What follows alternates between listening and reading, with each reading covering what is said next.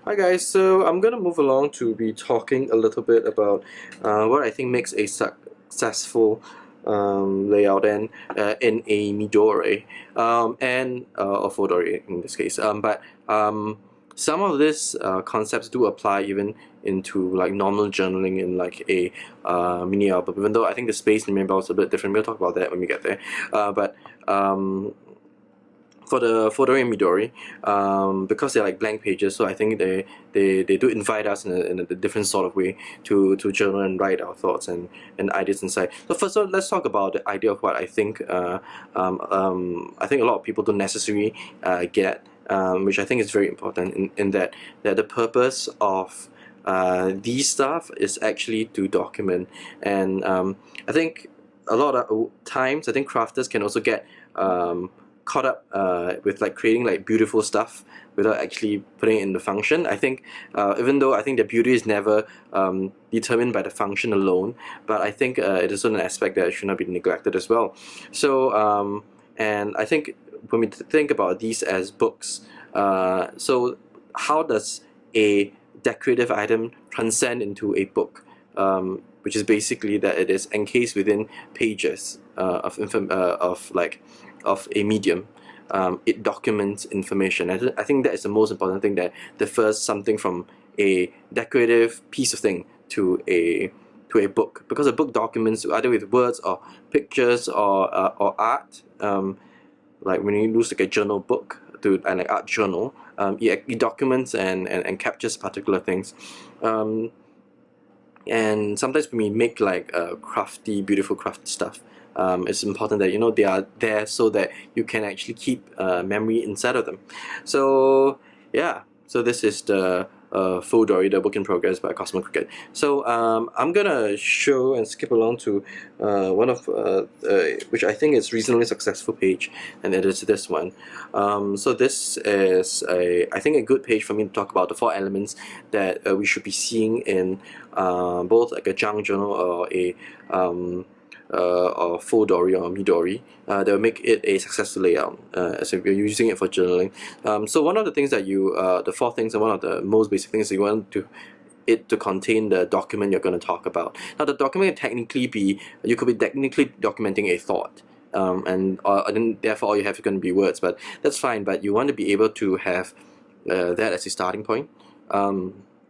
And so that is one of the things that you want to have. So which is like the thing you're going to document about, whether or not it's a thought or a picture or an idea. Second thing about that is actually your body of text. Your body of text is basically your written text. So technically the first and the second thing, which is both the document and the body of text, may or may not be the same thing. So sometimes you can put a picture and you're documenting about a picture, documenting about the event. Technically those are like slightly separate things, but you could also have like your written word as your like when you're writing down a set of thoughts or a set of ideas. So technically those could also be your body of text, which overlaps with your document. But and the reason for highlighting this out is because of how they really influence and affect your layout. The third thing that is one of the most important things, and I think is very easy to miss out, is actually the title, the thing that has a bigger font. Okay, the reason for highlighting that is because when you're doing like a page, there are the title serves two primary functions. One is that it serves a function to tell you what this thing is about, because if you're gonna like write a set of text and just put a date there, you'll be like, what on planet Earth am I really talking about? When I move on 5 to 10 years later and then look back at this set of text, do I know what I'm saying? It is so like grounded in its context that I cannot figure out what on planet Earth is being expressed in those set of words. So really it is really important to put a title so that it leads you, when you read it, aha, so this is what I was talking about, or like that was a question I was trying to answer in my head. So that is like the third thing. And finally, the thing that we kind of like want to talk a little bit about is also the embellishments, the things that you're using to like make the page pretty or to make the page decorated.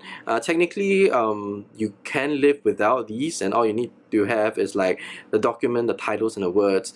But along the way, especially if you're using it for like travel, or you're using it for stuff, you're gonna have like collected ephemeras that can also act as embellishments on the page as well.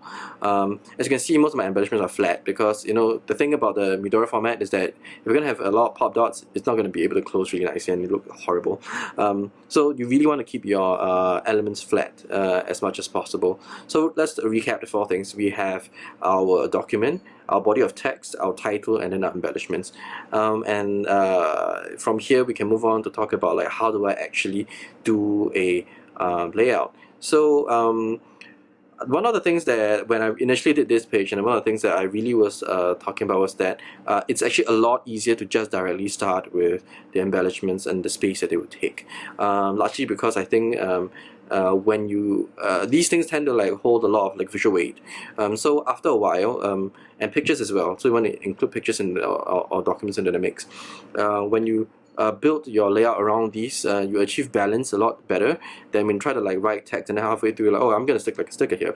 Technically you could, but it's gonna make the process a little bit harder, and then you have to end up like trying to figure out how to balance out the page overall. Now there's 2 ways of doing of documenting and doing these sort of things.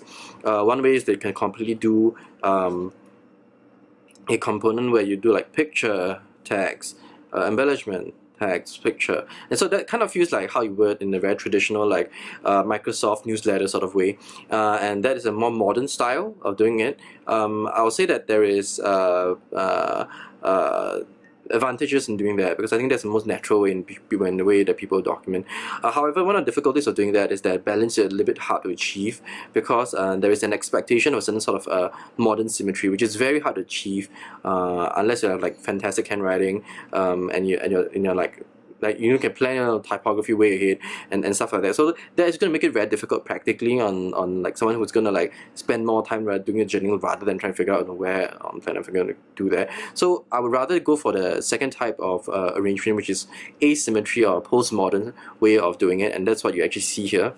And one of the ways to maintain like certain balance to the postmodern asymmetry kind of way of doing a layout is that you want to be able to ground your elements. And so when I do my layers and do my like visual clusters, I actually do make sure that they're kind of grounded. Like there's this tape that kind of goes to the end, and this tape that goes to the end, and that's one of the techniques I use to kind of ground the object so that they don't feel like they are like floating in the air. Whereas like this photo is technically doing kind of like the whole newspaper column sort of method. It is not it's not actually not like grounded on any like a visible element that's grounding it, but I do keep it that way. So in the next video to come, I will actually be doing a layout in a Midori /Fodori page, and I'll catch you guys there. Bye.